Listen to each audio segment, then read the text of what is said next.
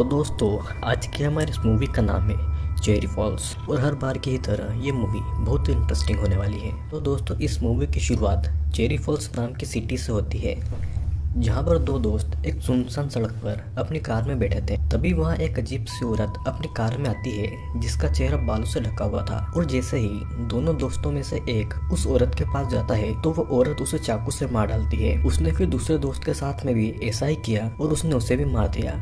अब ये सीन यहीं पर कट होता है और नेक्स्ट सीन में हम दो और दोस्त को देखते हैं जिसमें लड़की का नाम जोडी है। दोनों बातें कर रहे थे और तभी जोडी की माँ वहाँ पर आकर उसे घर जाने को कहती है। जोडी के दोस्त को इस बात पर बड़ा गुस्सा आता है और जोडी से ब्रेकअप करके वहाँ से चला गया था। फिर जोडी घर पर आती है जहाँ पर उसके डैड ब्रेंट ने उसे लेट आने पर बहुत चिल्लाया था और ब्रेंट असल में एक पुलिस वाला था और पुलिस वाला होने के कारण ब्रेंट का गुस्सा बहुत ही खतरनाक था। अब अगली सुबह ब्रेंट को कॉल आता है कि जंगल में दो डेड बॉडीज मिली है। फिर ब्रेंट ने वहां पर पहुंचकर उन दोनों दोस्तों की लाशें देखी जिन्हें सीरियल किलर ने मार दिया था। और अगले दिन उन मरे हुए लोगों के कॉलेज में इस बात से सभी बच्चे और उनके दोस्त परेशान हो गए थे कि उनके दोस्तों को इतनी बुरी तरह से मार दिया गया है। फिर कुछ देर के बाद में ब्रेंट भी कॉलेज में प्रिंसिपल से मिलने आता है, जहाँ पर ये पता चलता है कि ब्रेंट और प्रिंसिपल बचपन के दोस्त हैं। ब्रेंट उन दोनों के सभी क्लासमेट से मिलना चाहता था तो प्रिंसिपल उसे क्लास में ले जाता है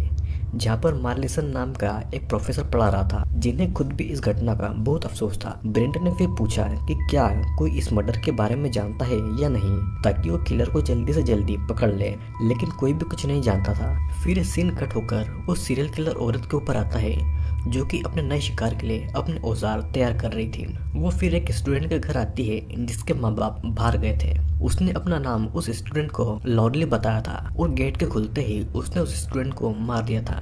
फिर उस लड़की के माँ बाप ने घर आकर ये सब देखा और पुलिस को बताया कि उनकी बेटी के साथ में क्या हुआ है और वहाँ पर दोबारा ब्रेंट आया था। अब तक टोटल 3 स्टूडेंट मर चुके थे, पर ब्रेंट ने देखा कि किलर हमेशा लाशों पर प्योर लिख कर जाता है। जिस लड़की का हाल ही में खून हुआ था वो भी प्योर थी, यानी कि वो लड़की अभी तक वर्जिन थी। और ये किलर सिर्फ उन्हीं लोगों को मारती है जो कि अभी तक वर्जिन है। अब शहर के इस आतंक को रोकने के लिए ब्रेंट ने शहर के सभी मशहूर लोगों और सभी स्टूडेंट के माँ बाप को एक मीटिंग में बुलाया था। उसने ये भी बताया कि किलर्स बस प्योर लोगों को मार रहा है, यानी कि वो बस वर्जिन लोगों को मारता है, जिस पर सभी वर्जिन यानी कि प्योर बच्चों के माँ बाप भड़क गए थे। उन्हें लगा कि ब्रेंट उनके बच्चों को अनप्योर कह रहा है और मीटिंग लड़ाई में बदल गई थी। वहाँ के स्टूडेंट्स को उस मीटिंग में नहीं बुलाया था, तो इसके कारण जोडी और उसके दोस्त चुपकर ये सारी बातें सुन रहे थे। उनमें से एक दोस्त किसी को फोन पर ये बात बताने गया था, लेकिन बहुत टाइम होने के बाद भी वो वापस नहीं आता है, तो जोडी उसे ढूंढने निकल गई थी और उसे अपने उस दोस्त की लाश भी वहाँ मिलती है। जोडी ने देखा कि उसकी लाश पर भी प्योर लिखा है और इतने में उस किलर ने जोडी पर भी हमला कर दिया था। लेकिन जोडी के डैड पुलिस में थे,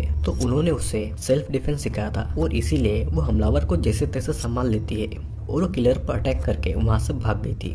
वो भागकर ब्रेंट के पास आई थी जो कि अंदर स्पीच दे रहा था, पर जब तक ब्रेंट वहाँ पर आता है वो किलर औरत वहां से भाग चुकी थी। मगर उन 4 लोगों को मारने के बाद में वो औरत अब जोडी को मारना चाहती थी। फिर अगले सुबह जोडी को पुलिस स्टेशन बुलवाकर उससे उस औरत का स्केच बनवाया गया था और सबने देखा कि वो औरत बहुत ही ज्यादा डरावनी दिखती है। ब्रेंट ने फिर प्रिंसिपल को कॉल करके ये बताया कि उनकी बेटी ने किलर का स्केच बनवाने में उनकी मदद की है और उन्हें लगता है कि उस औरत की शक्ल लॉर्डली जैसी है। पर प्रिंसिपल ने उसकी बात टालते हुए ये कहा कि ऐसा नहीं हो सकता क्योंकि लॉर्डली को गुजरे 27 साल हो चुके हैं। अब इधर इंटरकॉम से जोडी ने उन दोनों की सभी बातें सुन ली थी, पर उसने कुछ नहीं कहा। फिर जोडी घर आती है और वहाँ से कॉलेज की लाइब्रेरी पहुंचकर लॉर्डली के बारे में जानकारी ढूंढने लगती है। वो लॉर्डली के बारे में पढ़ रही थी कि तभी वहाँ उसकी माँ ने आकर उसे 27 साल पहले का सच बता दिया कि वो औरत कौन है और वो क्यों सभी को मार रही है। जोडी की माँ ने बताया कि 27 साल पहले एक लड़की की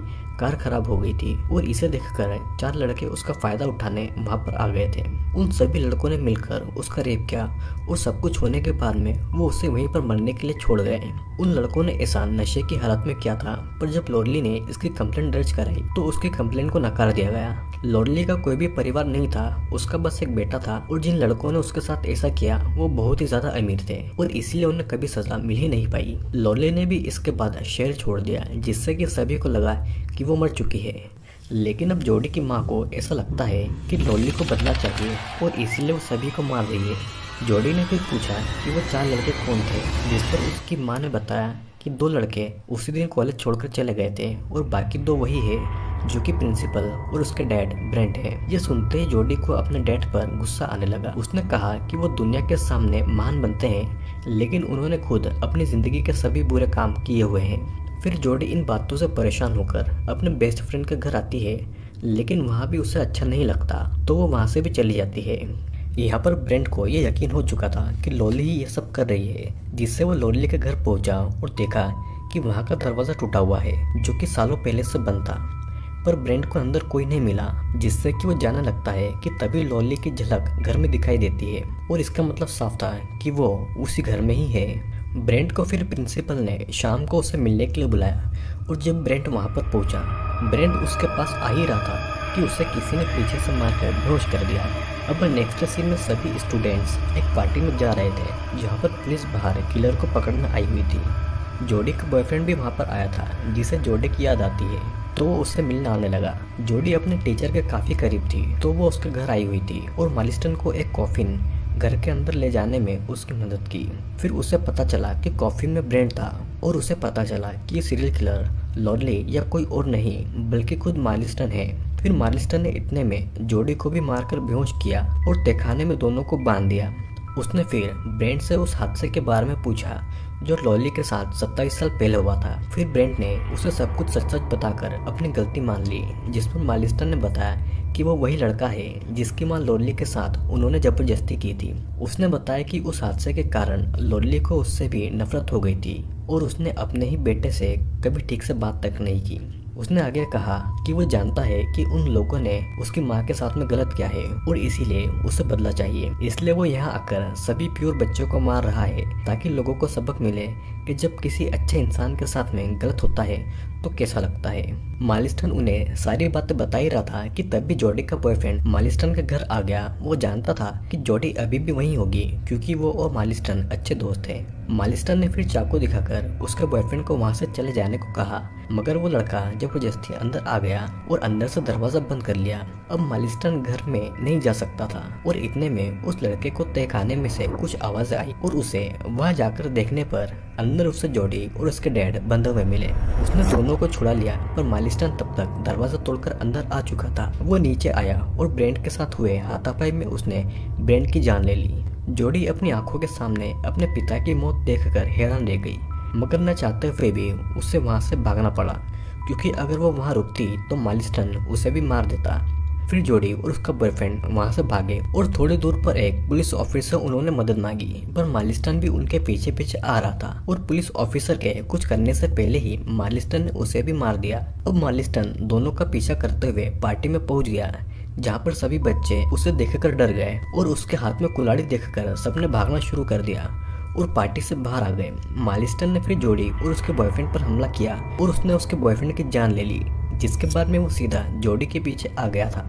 जोडी अपने डैड की मौत से बहुत उदास और गुस्सा थी तो उसने अपने डैड की ट्रेनिंग का इस्तेमाल किया और मालिस्टन को बिल्डिंग के ऊपर से फेंक दिया। मालिस्टन सीधा एक लकड़ी के टुकड़े पर जा गिरा, जिससे कि सभी को लगा कि उसकी मौत हो गई, लेकिन वो फिर से खड़ा होकर एक लड़के को मारने वहां पर आ गया।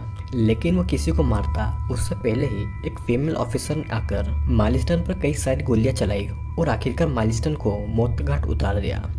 पुलिस को पता चल गया था कि मालिस्टन लॉली का ही बेटा था, तो उन्होंने जोडी से पूछा कि ब्रेंट और लॉली का क्या रिश्ता था, पर उसने किसी को कुछ नहीं बताया और अपनी माँ के साथ बाहर आ गई। तभी उसे थोड़ी दूर लॉली खड़ी नजर आई, जिससे कि वो समझ गई कि लॉली जिंदा है और बस वो गायब हुई है। वो यहाँ पर सिर्फ अपना बदला लेने के लिए वापस आई है और इसी के साथ में ये मूवी यहीं पर खत्म हो जाती है। तो दोस्तों ये मूवी एक ऐसी लेडी के बारे में है जिसका 27 साल पहले बेरहमी से रेप हुआ था और गरीबी के कारण उसे कभी भी इंसाफ नहीं मिल पाया। लेकिन जब उसका बेटा बड़ा हुआ तो फिर से इस शहर में आया और उसने अपनी माँ का बदला लेना शुरू कर दिया। जोडी के पिता जो कि एक पुलिस ऑफिसर थे, वो भी लॉरेन के रेप में शामिल थे और इसीलिए उसे भी मौत के घाट उतार दिया गया। जोडी के पास एक चांस था कि वो अपने पिता को गुनहगार बताकर लॉरली को इंसाफ दिलाए, लेकिन उसने ऐसा नहीं किया और अब शायद ऐसा हो सकता था कि लॉरली खुद आकर अपना बदला ले, जैसा कि सभी लोग पहले समझ रहे थे। तो दोस्तों आज की वीडियो में सिर्फ इतना ही। वीडियो कैसा लगा कमेंट करके ज़रूर बताना और अगर आप ऐसे ही और इंटरेस्टिंग वीडियो देखना चाहते हैं तो हमारे इस चैनल को सब्सक्राइब जरूर कर लीजिएगा।